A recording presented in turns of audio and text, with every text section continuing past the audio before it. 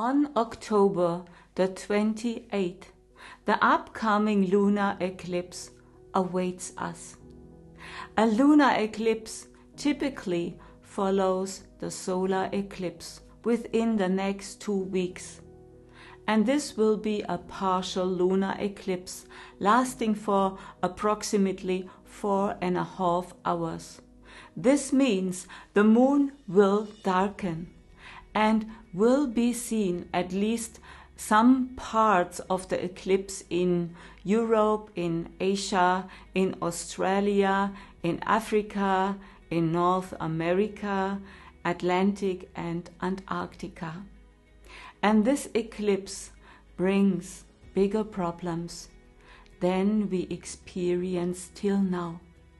And why this is so, more in a moment.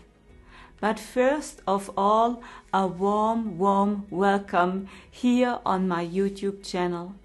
And if you'd like to receive a weekly update on the energies that await us, then sign up for my free newsletter, where I share this information with you every week for free. And you find the link directly below this video. And I also have a membership where I share even more informations and updates, and where you can interact with me personally. And if you are interested in that too, you will also find the link in the info box. The upcoming lunar eclipse on Saturday, October the 28th, will occur at almost 11 degrees in the sign of Aries. And I'm talking of Vedic astrology, which is a completely different system than Western astrology. And the eclipse takes place in the first house of the zodiac, the first sign, Aries, which is a fire sign, and it is connected to the planet Mars. And there we also have the lunar mansions, and this lunar eclipse will happen in the first lunar mansion of the zodiac cycle, which is called Ashwini. And the ruling planet, therefore, is Ketu. Who or what is Ketu? Ketu is the south node of the moon. We have 2 lunar nodes, and they are the points where the orbits of the sun and moon intersect. And they are very significant when it comes to the destiny of humanity, because they stand for the most important energies in our life: the female and the male energy, the plus and the minus energies. And Mars and Ketu were at least the energetic triggers for the terrorist attack in Israel, which was also connected to the solar eclipse on October the 14th. And how I predicted before, I predicted those terrorist attacks. Ketu often represents heedless actions, rebellion, and also losses, while Mars brings often aggressive behavior and the use of weapons, war, and even in this combination, terrorist actions. And this connection is happening now again with the lunar eclipse, because the moon is at this point in the lunar mansion Ashwini, which is associated with Ketu and impulsive, unthinking, violent actions. And I will get to the positive effects of the lunar eclipse shortly, but I cannot help but issue a warning as well. At 10 degrees in the sign of Aries, there is an important fixed star called El Sharatan, which is associated with violence and destruction and also destruction through fire, war, and also earthquakes.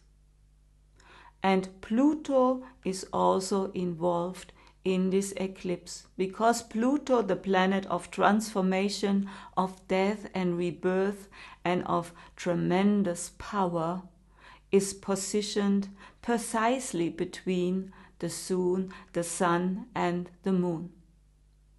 And those are the two most important planets for us, representing life itself. It is the energy of the Father Sun and the Mother Moon. And furthermore, during the lunar eclipse, Saturn, the planet Saturn, forms an aspect being at 6 degrees in the sign of Aquarius, very close to the degree of the eclipse at 10.57 degrees. And in Vedic astrology, we have the third aspect, and the third aspect from Saturn in Aquarius is directly to the lunar eclipse. And this is so important because Saturn is currently in a stationary phase and stands almost still, which makes its energetic influence at least 10 times stronger. And however, I will also discuss the positive aspects shortly, but we must realize these aggressive energies are unlikely to lead to peaceful solutions, but rather to an intensification of conflicts. And more on this in the upcoming energy updates for November and December. Then we also have at the lunar eclipse Mars and Mercury.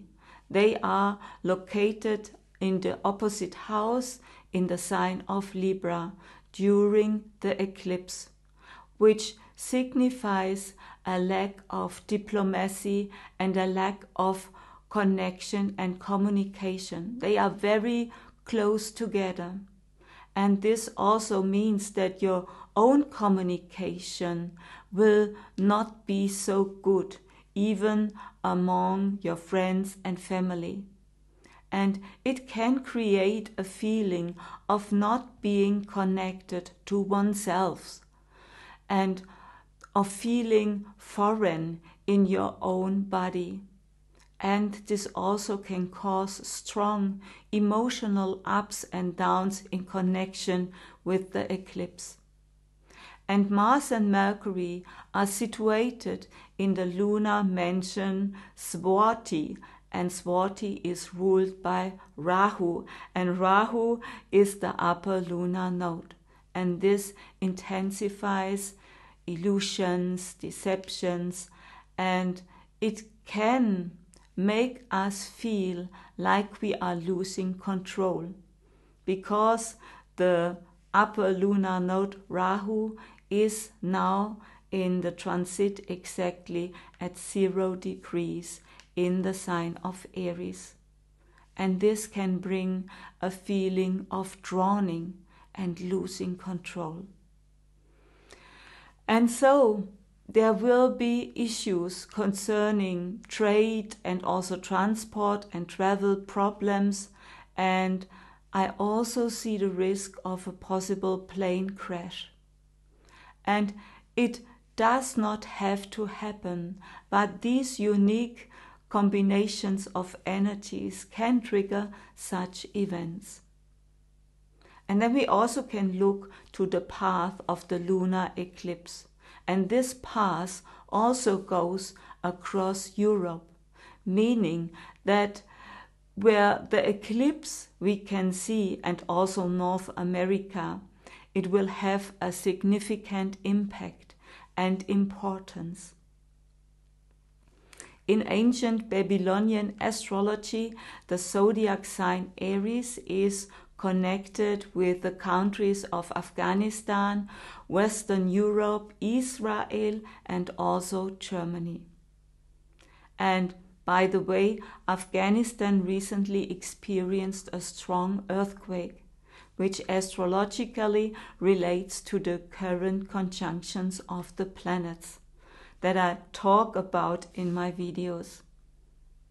And this could mean that we may experience more critical situations, more difficulties, rebellion, conflicts, terrorism, and war. However, we must understand that an eclipse closes often doors, but also opens new doors. And Ashwini, the lunar mansion where the eclipse takes place, is associated with great technological advancements, new ways of healing. This eclipse brings the opportunity to completely change your life. It is really a new beginning. And you can decide if you are now ready to heal your inner wounds. And Ketu, the south node of the moon, is closely related to our ancestors. We must understand that what we are currently experiencing on earth is in fact also a possibility to return to balance, to heal old wounds. And if we refrain from judgment and think that we know everything, because we do not really know what energetically and karmically is happening right now. And instead of judging, being open and detach ourselves from old patterns and habits. And if you are willing to trust your own inner guidance more and more, which is also related to Ashwini, to this lunar mansion, especially to receiving guidance for inner hearing, then you will know how to find your own inner peace despite of this chaos outside. There is much ahead of us in the coming time, and I will try to provide astrological and energetic updates for you as soon as possible.